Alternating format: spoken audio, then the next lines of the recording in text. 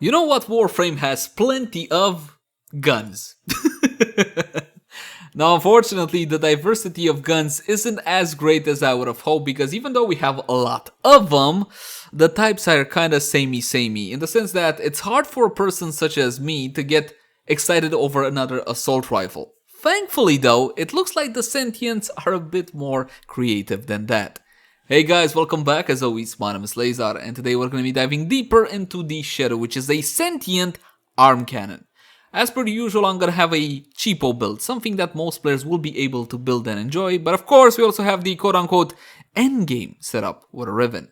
That said though, please keep in mind that my builds and guides usually take a new player-friendly approach. I like to take my time and explain a lot of the aspects that veteran players are already accustomed to, or better said, should be already accustomed to. So in case you're a veteran, and you already know most of this stuff, please, bear with me.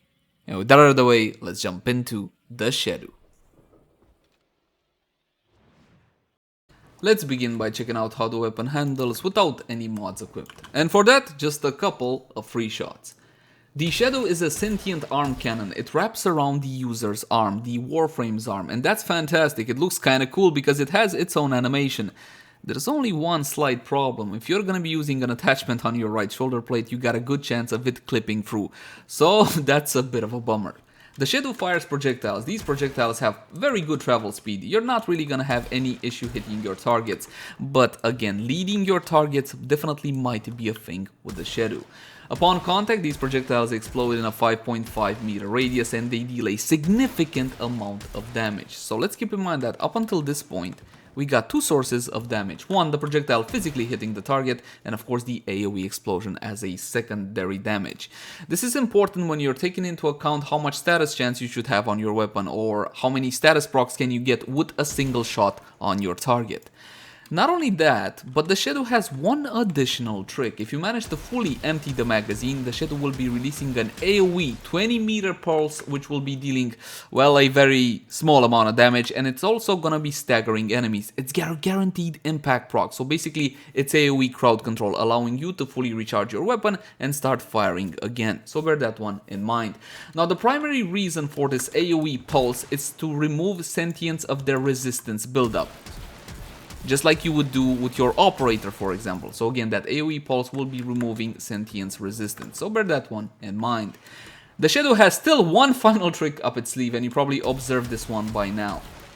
This is a battery weapon or a recharge weapon. It doesn't have any ammo pool. Instead, it automatically reloads or recharges its magazine of 7, which is fantastic. It just takes about a second and a half for the magazine to fully get recharged, and that is absolutely fantastic. Now, that's pretty much it for functionality. Let's have a closer look at the stats of the weapon.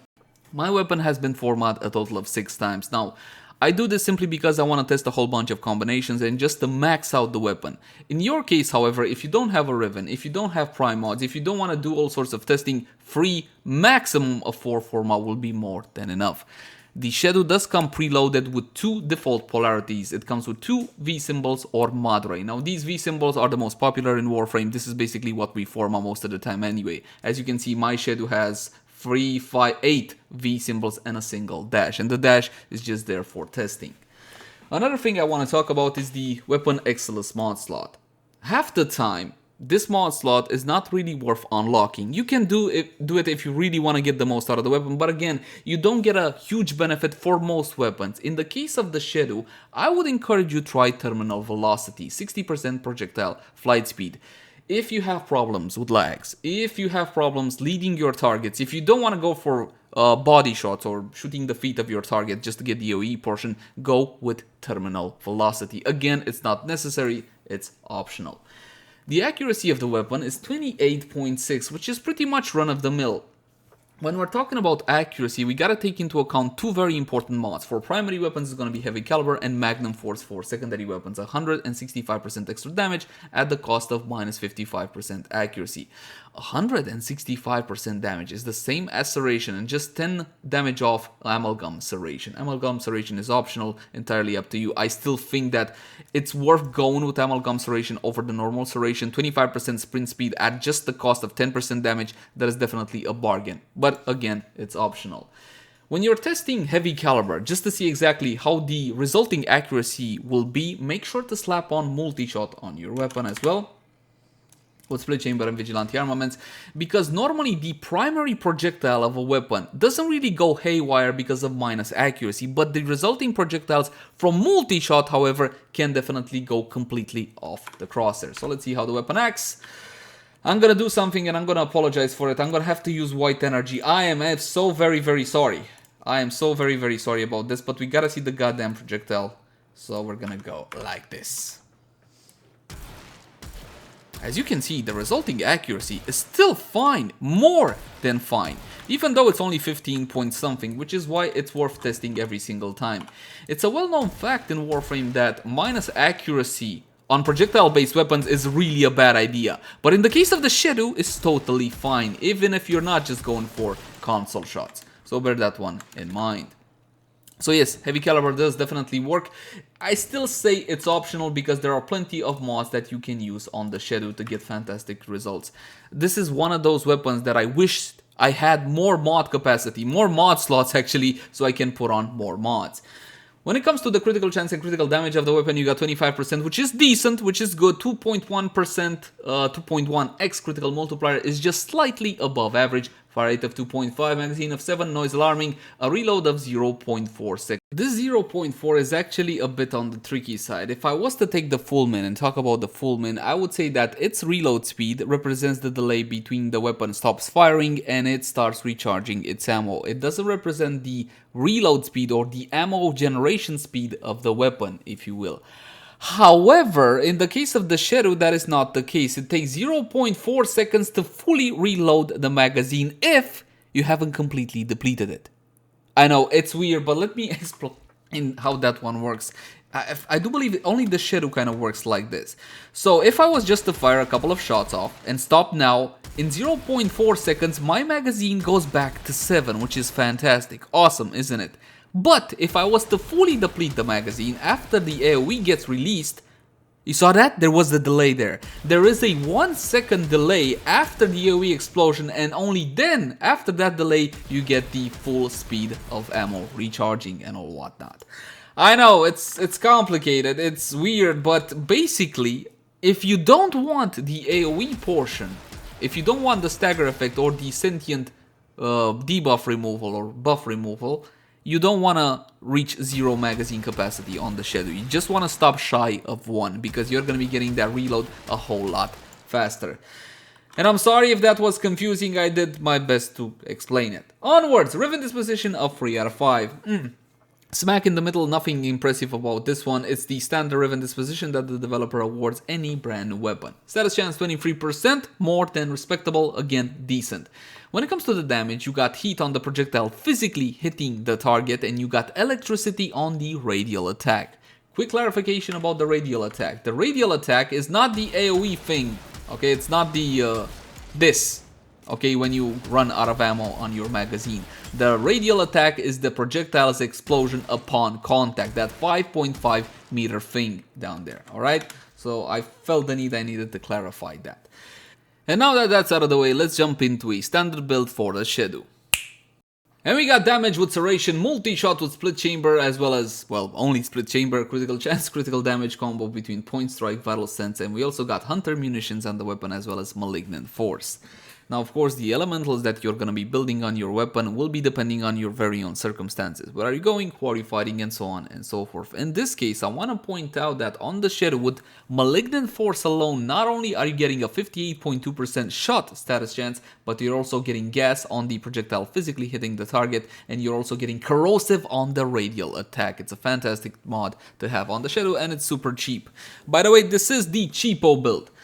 Hunter Munitions deserves to be here. I'm sorry, okay, I hate this bloody mod, but it does offer a whole lot of power on mostly any primary weapon that has a decent amount of critical chance. You gotta have Hunter Munitions on your weapon. Now, the last 3 mod slots are not populated simply because you have a whole lot of options to go through. Let's assume for a second that you don't care about the radial attack. I have run out of ammo on my magazine, and boof, AoE pulse attack, which staggers enemies, offers some useful crowd control against high-level targets, and it's also going to be removing the sentience resistance. Let's say you don't care about that whatsoever. In that case, I would encourage you to go with fast hands. Not prime fast hands, it's not necessary. You can go for the normal version, which just takes a couple of endo to fully max out, 30% reload speed. So that's an option. The last mod slot, you can go for more elemental damage. If by chance I want to go for more electricity, let's say, and since this is a cheapo build, we're not going to use high voltage. High voltage would be better, but in this case we don't have any money, so Stormbringer. You can farm high voltage from the mission Elgar Planetaris, find all the free secret caches, then upon extraction you got a 5% chance at this one or Shell Shock. Yeah, it's a pain in the ass, so if you see Battle Bring It, make sure to pick up at least one copy of each of the 60/60 electricity mods. Or you can farm your ass off. Or you can pay 20-30 plat from the trade chat. There you go, those are your options. In the Exilus mod slot, honestly, this is not worth populating. It really is not worth populating, but terminal velocity will make an impact on the weapon, and the mod is very cheap, so there you go. We're gonna go like this. Because we added Stormbringer on the weapon, we have made heat and corrosive on the primary bullet hitting the target or projectile, whatever the hell it is, which is fantastic. My friends, heat right now in Warframe is a whole lot more powerful than before. If you took a break from Warframe and you remember the old heat proc, that is gone. What we got now is a much more powerful heat proc. It will reduce the enemy's armor for the duration of the heat proc, and the damage stacks on top of each other, okay? So it can actually get to a decent amount of damage, so definitely it is worth building heat with corrosive, especially against, well, heavily armored targets. So let's go like this. It's a cheapo build. Yes, cheapo build. Again, we have renounced the possibility of the radial pulse that we get when we run out of ammo. I'm gonna go automatic shot, of course. Take a look at that. Beautiful. And take a look at my ammo, guys, really quick. I'm never gonna be running out. I can permafire if I so desire, which is absolutely freaking fantastic. Again, you're gonna say, dude, what about the AoE radial pulse? Doesn't that deal a whole lot of damage? No, it does not. It does not deal a whole lot of damage. The use of that AoE thingy is to remove the sentience resistances and to offer some crowd control. When you're fighting high-level targets, you're gonna be glad you got an AoE 20-meter pulse that will stagger enemies for a couple of seconds, but normally, in average everyday missions, there is no need for that AoE pulse, so you can renounce it for basically not having to worry about ammo, ever, and perma-fire the weapon. Let's talk about how to shoot the weapon. Should you go for a headshot or should you go for body shot? Or feet shots, definitely. Console shots, as I like to call them. I'm not being mean, but perhaps you have problem aiming. You know what? I have plenty of issues aiming with a controller. You don't want to see me use a controller. This is a critical weapon. Any critical weapon should be aimed for a headshot because of the headshot multiplier. If you don't know how critical chance and critical damage works in Warframe, basically any critical weapon will be gaining an extra advantage if you go for headshots. Now that's an oversimplification. If you want a full tutorial / guide / explanation on it, link in the cards right now. My friends, for a standard build, from my point of view, not any fancy mods whatsoever. For normal missions, this is more than enough. You got plenty of AoE power, but again, if you want to leverage the full power of the fulmin, you want to go for headshots. As you can see, I got plenty of slashes on my targets. The values are not fantastic, again, because the damage itself that I'm doing is not overly fantastic. But you can build the weapon like this and just not worry about it from mission to mission. That's enough about a cheapo build though. Let's try to increase the weapon's power because there is a whole lot of room to improve from this point. First of all, let's get rid of fast hands. You can go with prime fast hands. Why would I though? I already got perma ammo. Why would I go with prime fast hands instead of the standard version? Well, in this case, what you can do is increase the fire rate of the weapon. What can I increase the fire rate with? Shred? Do not use Shred on the Shedu. Your projectile will be going through the target and you're going to be missing out on the AoE explosion. The projectile physically going through multiple targets does not mean you're going to get multiple explosions. No, okay? Unfortunately, it does not work like that. So bear that one in mind. So if I go for prime fast hands, what if I take off Stormbringer and go for a little bit more fire rate? Yes, because the extra reload speed that I got from the prime version will allow me to get some fire rate, not Shred, right? So what am I gonna use? Actually, the ideal mod to use would be one from the top, Vigilante Fervor. Okay, let's go like this with a 45% fire rate. We're gonna be spawning in the same corrupted heavy goons, level 120, and you'll see why this is not exactly ideal. You see that? my ammo still goes down, so it's too much. If I was to go to 30% fire rate, then my ammo would never go down. It will still remain at 7. So this is an option, okay? For normal, average, everyday missions, if you want to, you can go with prime fast hands or fast hands and just not worry about the ammo. The AoE bit, again, it's useful versus sentients, but everybody else, from my point of view, not so much. But it is cool to see it explode, so there's that. Now, if I was to have even more expensive mods than this, okay, let's say I have a little bit of Argon Scope. Of course, Argon Scope to this weapon in particular is gonna bring a whole lot of power, because first and foremost, it means that I'm leveraging that critical multiplier a lot better, and second of all, I get more slashes from Hunter munitions. For the last mod slot, you can go for more multi-shot. Again, this is a cheapo mod, or what you can go for is, like before, with a little bit more electricity. So let's pump it up with high voltage in this case. And of course, the excellence mod slot will be with terminal velocity. Terminal velocity, you can feel it, okay? If you were to test terminal velocity on the Shedu, you do feel it. It means you're gonna have to lead your targets just a little bit less. Now with slightly more expensive mods, we got Argon Scope in there, we got high voltage. Of course, the weapon will be a bit more powerful than before. Take a look. Beautiful, isn't it? Slashes everywhere, basically, because I am dealing AoE damage. And of course, you should try to aim in the middle of an enemy group, if at all possible. And if at all possible, again, try to get that headshot multiplier, because this is a critical weapon. And you can play around with fire rate and reload speed as well, depending on your own circumstances. That's it, my friends. It's time to plug in a Riven and see what this puppy can really do. And I got a fantastic Riven for this one. It's a loaner from a friend. Don't hate on me. It is not mine. It's a Shedu Sati Acricon with critical damage, multi-shot, and critical chance and minus reload speed. The negative is not exactly harmless, but again, it doesn't mean it's horrible having minus reload speed on your Riven. This still will increase the weapon's power by a whole lot. Amalgam Serration is a choice. Okay, yes, you are giving up 10% damage, whoop-de-doo, but you get 25% sprint speed. From my humble point of view, this is definitely worth it, and this is the build I normally use on the Shedu. Now, it's true, I haven't showcased any viral builds, but to be honest, it doesn't really matter all that much. Any slash build will work well with viral, most of the time. And I think that against corrupted heavy goons, it's simply smarter to go with corrosive. Take a look at this. The power of crit. Of course, when you have hunter munitions on your weapon, you can always stop and let the slashes deal the damage. I don't really play that well in normal missions, okay?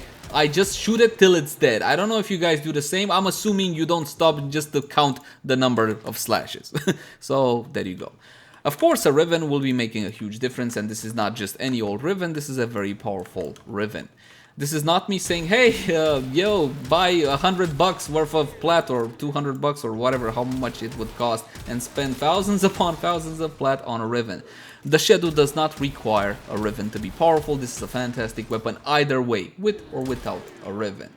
But if you love the weapon and you want to get the absolute most out of it, of course, a Riven would be required for something like that. Now, my friends, it's time to bump up everything with Warframe buffs, and normally we use Lady Mirage Prime. Let's give her the day off, okay? She's been overworked, the poor darling. So let's go with Lord Harrow. We're gonna be using Harrow this time. I love Harrow. You guys love Harrow. It's a fantastic frame. And you see that shoulder armor clips through my OCD. Oh my god. Anyway, it's fine. Let's go into the Warframe buffs. We're gonna be using corrosive projection against Grenier. Again, against heavily armored target. This is the best way to go. It works against sentient, it works against railjack enemies as well. So bear that one in mind. You know, the ones that you can't remove the armor because bugs in Warframe currently. Yeah. Just go with corrosive projection. Double Avengers is definitely a choice you can make, but not on Harrow. On Harrow, I feel it's not worth going for Double Avengers. In this case, we're gonna go with more damage with Arcane Rage. Arcane Rage are free, farmable from the third Eidolon down on Cetus. I know that Eidolon hunting is not exactly for everybody. You can buy this one from the trade chat. I think it goes for about 50 plat on PC. I might be wrong. Please check Warframe Market. We got a 10% chance for plus 130% damage to primary weapons for 16 seconds on headshot effect. And you know what? We can do double stack Arcane Rage, because why the hell not? Yes, these Arcanes do double stack. Link in the cards right now for a full tutorial and demonstration on Arcanes. Alright. I got the Shedu. Oh, this is a primary weapon. You know what else we can do? Basically use any sentinel weapon. Okay, let's say we're going to be using this Artax right here. We're going to be using the following mods. You can use the Vigilante set as a bonus. You're going to be getting 20% chance to enhance critical hits from primary weapons. Okay, which is absolutely fantastic. Even if your sentinel dies, never comes back to life and boo hoo hoo and all of that, you're still going to be getting that bonus. So bear that one in mind.